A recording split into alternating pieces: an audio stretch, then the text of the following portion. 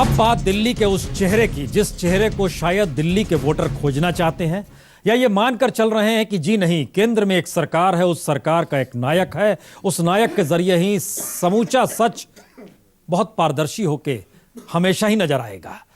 इसीलिए हमने एक सवाल पूछा था कि दरअसल कौन सबसे लोकप्रिय है दिल्ली में मुख्यमंत्री पद को लेकर। इसमें नरेंद्र मोदी का नाम नहीं, चूंकि वो प्रधानमंत्री हैं, तो जाहिर है ऐसे में कई नामों का जिक्र आया। उसमें सबसे ऊपर अरविंद केजरीवाल। इसमें दो चीज बतला दें हम आपको। आप देख पा रहे हैं दिसंबर 2014 और जनवरी 2015। दरअसल ये ओपिनियन पोल हमने पिछले महीने भी किया था, 2 से 5 दिसंबर के बीच में। केजरीवाल कमोवेश वही स्थिति, 35% तब भी, 35% अब भी।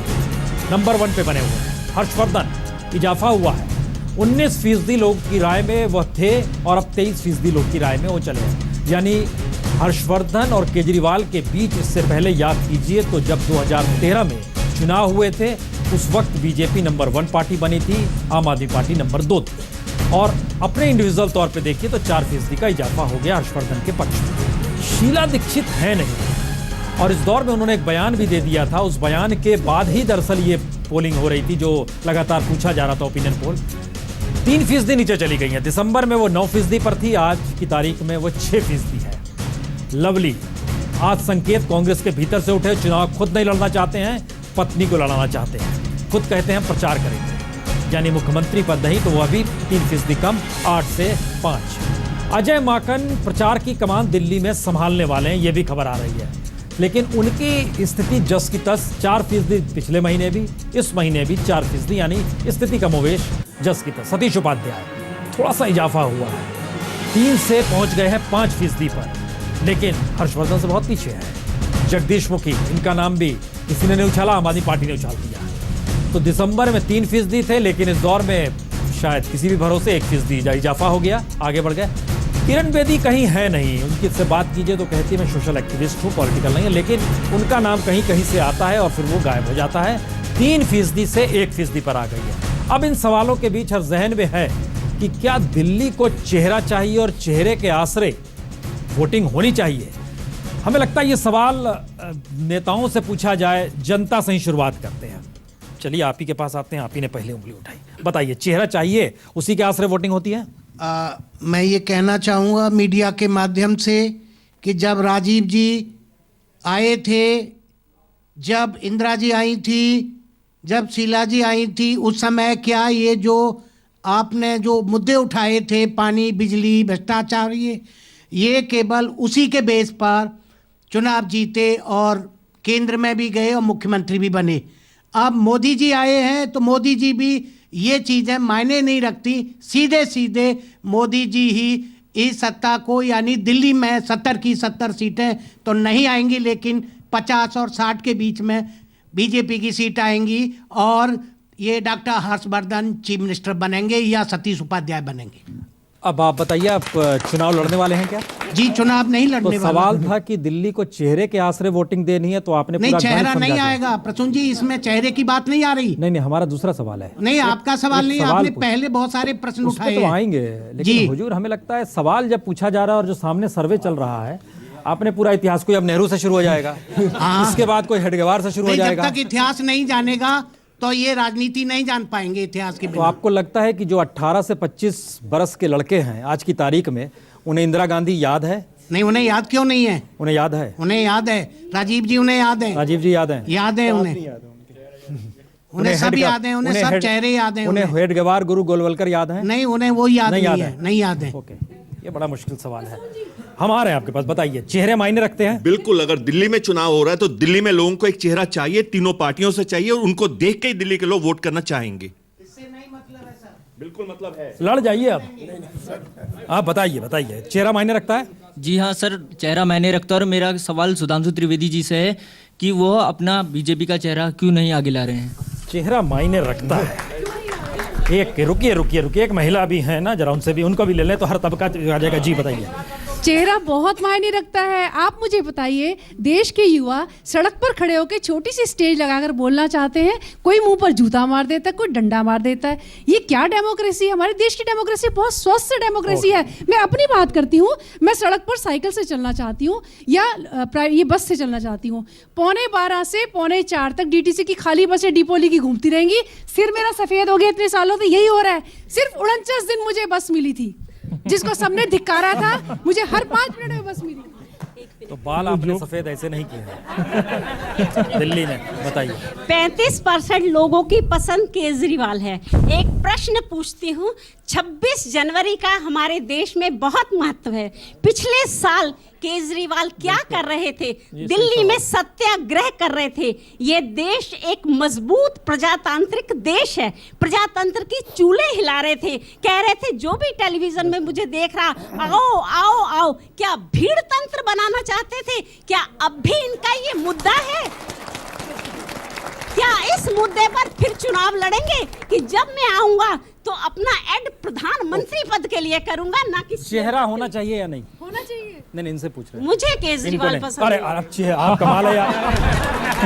अच्छा, एक मिनट, मनीष सिसोदिया, इस सौरभ जी चलेंगे जो बैठे हुए हैं? देखिए सौरभ जी चलेंगे? देखिए, इनके बहुत सारे लोग आए इस दल के अंदर, लेकिन चले गए। अरे आप तो दिल को लेके पूछ रहे हैं कि चलेगा या बैठे। बेटा आपकी उम्र क्या है?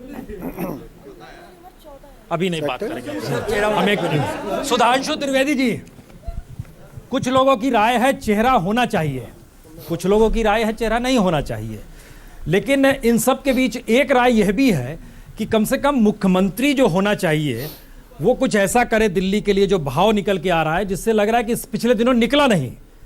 अब सवाल यह है कि बिना चेहरा मुख्यमंत्री कैसा होना चाहिए? तो इसका मतलब क्या प्राइम मिनिस्टर के ऊपर सारी चीजें छोड़ी जा सकती हैं? आपको ऐसा लगता है? देखिए, चेहरा होना चाहिए, इस विषय पे जनता के जो एक वर्ग का मत है, मैं उसका कोई विरोध नहीं करता हूं। हम एक पुरानी और परिपक्व राजनीतिक पार्टी हैं। हमने कई मौकों पे चेहरा प्रोजेक्ट करके किया। अभी हाल ही में विधानसभा चुनावों में हमने कोई चेहरा नहीं प्रोजेक्ट किया, परंतु चेहरा जो होता है वो एक संगठन का प्रतिनिधि होता है, एक नियत को प्रतिनिधित्व करता है और एक विचारधारा को प्रतिनिधित्व करता है। अब ये ठीक है, अगर किसी के पास ना संगठन है, ना नीति है, ना नियत है, तो वो चेहरे को आगे रखेगा। एक उदाहरण देना चाहता हूं। एक कहावत कही जाती है कि मैं अकेला चला था, लोग जुड़ते गए और काफिला बनता गया। इनके चेहरे के साथ क्या हुआ कि स्वामी अग्निवेश से लेकर किरण बेदी तक, अनुरंजन झा से लेकर अश्विनी उपाध्याय तक, मैडम भादुड़ी से लेकर शाजिया इल्मी तक अपना ही कुनबा नहीं संभाल पाए वो चेहरा, और जिसको आदर्श प्रतीक माना अन्ना उनको कह दिया, बरगला दिए गए। क्या ये चेहरा जो अपने कुनबे को साथ में ना ले पाए, ना अपने बड़ों को, ना अपने और सबने एक ही आरोप लगाया। मजेदार बात देखिए, साथियों ने छोड़ा और सबने एक ही आरोप लगाया कि आप किसी की सुनते नहीं है, आप अधिनायकवादी हैं। जैसे अभी एक महिला ने आपके सामने कहा 26 जनवरी को पिछले साल क्या कर रहे थे। अरे लोकतंत्र की कुछ मर्यादाएं होती हैं। हम उस समय जब देश में आपातकाल लगा था, उससे बुरा दौर नहीं हो सकता है। आपातकाल में भी भारतीय जनसंघ ने 26 जनवरी गणतंत्र दिवस का बहिष्कार और विरोध नहीं किया था, क्योंकि राष्ट्रीयता, लोकतंत्र की कुछ मर्यादाएं और कुछ निम्नतम मानबिंदु होते हैं। तो चेहरा चाहिए, बिल्कुल चेहरा देखिए, मगर यह भी देखिए कि वह चेहरा किन लोगों के साथ खड़ा है और किस प्रकार की नियत के साथ खड़ा है और उसकी मूल प्रवृत्ति क्या है। जी सौरभ जी, केजरीवाल का चेहरा देखकर बीजेपी अपना चेहरा नहीं लाना चाहती है। देखिए, ऐसा है कि आलोचनाएं तो हम इनकी बहुत कर सकते हैं, मगर मैं यहाँ पे एक सकारात्मक बात कहूँगा। हमारा एक संघीय ढांचा है जिसको कहते हैं फेडरल स्ट्रक्चर, और संविधान के ज्ञाताओं ने जब संविधान बनाया, बहुत सोच समझ के ये हमारा स्ट्रक्चर बनाया गया है कि देश के लेवल पे एक प्रधानमंत्री होगा और स्टेट्स के लेवल पे चीफ मिनिस्टर होंगे। ऐसा किया जा सकता था कि एक मोनोलिथिक स्ट्रक्चर होता कि भाई एक प्रधानमंत्री होगा, उसके नीचे सारा एडमिनिस्ट्रेटिव स्ट्रक्चर होगा, मगर स्टेट्स की अपनी नीड्स हैं, अपनी एस्पिरेशंस हैं, अपनी अस्मिता है। उस वाइब्रेंसी को मेंटेन करने के लिए, उस डायनामिज्म को मेंटेन करने के लिए ये रखा गया कि स्टेट्स की लीडरशिप मुख्यमंत्री होंगे और सेंटर की लीडरशिप प्रधानमंत्री होंगे। और पता नहीं क्यों भाजपा उस स्ट्रक्चर को ना मानते हुए ये मोनोलिथिक स्ट्रक्चर फोर्स करना चाहती है देश पे कि भाई हम तो इनकी ही लीडरशिप में सब कुछ चलाना चाहते हैं, जो संघीय ढांचे के साथ मुझे लगता है खिलवाड़ है। दूसरी बात यह है कि लोग जानना चाहते हैं कि कौन आदमी हमारा आखिर मुख्यमंत्री बनेगा। हम जरा कांग्रेस की राय इस पे ले लेते हैं। आपने इस बात को थोड़ा ब्रेक लगाई है, कांग्रेस की राय क्या है चेहरे को लेकर? कांग्रेस जो चेहरे की बात है, कांग्रेस में कभी इस तरह की परंपरा नहीं रही है। चुनाव लड़ते हैं, एमएलएज चुन करके आते हैं और उसमें तय करते हैं और तब जाकर के विधायक दल का नेता चुना जाता है। शीला जी को भी याद करेंगे, अभी एक बहुत अच्छी बात कही, पहले भी नेता रहे, प्रधानमंत्री से लेकर मुख्यमंत्री तक, उसी परंपरा के तहत सीएम बनाए गए। आप इधर सत्य बोलिए ना। बिल्कुल सत्य में बात चेहरा नहीं थी, बिल्कुल भूपेंद्र सिंह हुड्डा चेहरा नहीं थे। देखिए यही तो बात है कि जो परंपरा आज कांग्रेस जिसकी बात करती है वो आज बीजेपी भी बात करती है। कांग्रेस तो हमेशा करती थी हमारी परंपरा है, हम किसी को लोगों के सामने नहीं रखेंगे, लेकिन शीला दीक्षित को आपने रखा। सबसे पुरानी पार्टी है, हमने कभी हुड्डा जी को सीएम घोषित नहीं किया था। आप देखिए, हमने कभी शीला जी को दिल्ली की मुख्यमंत्री की, क्योंकि वो लगातार मुख्यमंत्री बनते आ रहे थे, हमने नेतृत्व में चुनाव लड़ा, लेकिन तब भी यह तय था कि विधायक दल के नेता चुनेंगे। मैं भी 2008 असेंबली का मेंबर था, वहां पे भी शीला जी को एमएलए बनने के बाद चुना गया था। अब सवाल है केजरीवाल जी का, केजरीवाल जी को मौका मिला। सवाल यह है कि बीजेपी की आज जो कमजोरी है वो अपनी उपलब्धि बना रही है लोगों के सामने। बीजेपी की कमजोरी है कि उनके पास कोई नेता नहीं है, असली बात है, और एक दूसरे से लड़ रहे हैं। इसी वजह से नरेंद्र मोदी जी की रैली में भी उतने लोग नहीं जुड़ पाए जितने पहले जुड़ते थे इस बार दिल्ली में। और नहीं, और एक मिनट और इसकी एक वजह है कि आज एक मिनट देखिए, रैली को लेकर राजदीप जी की राय उनकी निजी राय हो सकती है।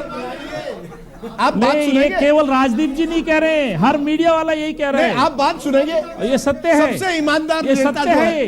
नहीं, एक मिनट, सबसे ईमानदार जो नेता हमारे सर्वे के मुताबिक जो बीजेपी का है वो हर्षवर्धन जी है। सर्वे के मुताबिक बीजेपी उनको क्यों नहीं प्रोजेक्ट कर रही है? क्योंकि बीजेपी जानती है कि अगर हर्षवर्धन जी को प्रोजेक्ट करेंगे तो बाकी के जो नेता हैं वो गुस्से में चुनाव में लड़ेंगे नहीं। ये असली बात है। बीजेपी सर, बीजेपी की अंदरूनी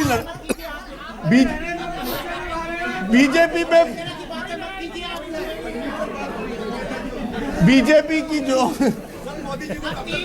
नहीं, संविधान की बात कर रहे हैं।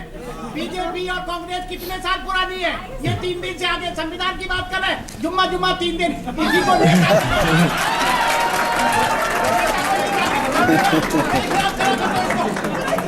मैं बस ये जो व्यक्ति जो इतने गुस्सा हो रहे हैं, मैं आपसे इतना एक छोटा सा सवाल पूछ लूं और सीधा जवाब दीजिए। आप मुझे बताइए, हर्षवर्धन जी को 25, हमारे सर्वे के मुताबिक 24% पसंद करते हैं, उसके बाद 5% पर सतीश उपाध्याय है, 4% पर जगदीश मुखी है। आप मुझे साफ बताइए, बीजेपी आज की तारीख में हर्षवर्धन जैसे ईमानदार नेता को दिल्ली के जनता के सामने क्यों नहीं प्रोजेक्ट कर रही है? नहीं, आप जवाब दीजिए। नहीं, आप जवाब दीजिए। चिल्लाइए मत। हमें 2 सवाल उठ के आ रहे हैं। एक सवाल यह है कि बीजेपी के पास चेहरा नहीं है या आने वाले वक्त की उसकी रणनीति है कि मोदी के आसरे ही चुनाव लड़ा जाए। दूसरा हिस्सा यह है कि क्या आम आदमी पार्टी के पास सिर्फ एक ही चेहरा है जिसके आसरे वो पूरे देश में अपने आप को बताती है। और तीसरी स्थिति यह है कि कहीं ना कहीं छत्रपों को आगे आने नहीं दिया गया और इसीलिए कांग्रेस ने केंद्र से ही राजनीति साधी। तो यह महत्वपूर्ण है। एक सवाल यह था कि क्या इस देश में प्रधानमंत्री ने जो स्वच्छता अभियान शुरू किया है उसका प्रभाव दिल्ली में होगा या किस रूप में होगा? पहले उस पर देखिए। स्वच्छता अभियान जैसे ही प्राइम मिनिस्टर शुरू किया 79% लोग जुड़ गए, 15% नहीं जुड़े। ये एक स्थिति बतलाती है कि प्रधानमंत्री अगर किसी मुद्दे को उठाता है तो उसका क्या प्रभाव होता है। इसके बाद एक दूसरा हिस्सा जो है वो दिल्ली को बहुत प्रभावित करते रहा है। उसमें खासतौर से 1984 के सिख दंगों का जिक्र होता है। बीजेपी आई, सरकार में सत्ता बनी, उसमें कहा गया मुआवजा देंगे, लेकिन जनता के भीतर से आवाज आई कि मुआवजे से न्याय नहीं मिलेगा। जब तक आप दोषियों को सजा नहीं दोगे तब तक न्याय नहीं। 24% लोगों ने कहा मुआवजे से न्याय, 40% ने कहा दोषियों को सजा ही न्याय। ये एक सवाल बड़ा महत्वपूर्ण था जो जाहिर तौर पे कोई भी सरकार आती है तो उसके जहन में आता है। क्या 84 के दंगों को लेकर जो मुआवजे का ऐलान हुआ उस पर हम आपकी राय जानना चाहेंगे। क्या ये सही है कि मुआवजा जो है वो मुआवजा ही नहीं, हमें पहले तो दोषियों को सजा देनी चाहिए सर, दोषियों को ये सजा जरूरी है। बिल्कुल ज़रूरी है, क्योंकि ये जो लोग हैं इससे प्रभावित हुए हैं वो आज तक बहुत बुरी हालात में बैठे हुए हैं।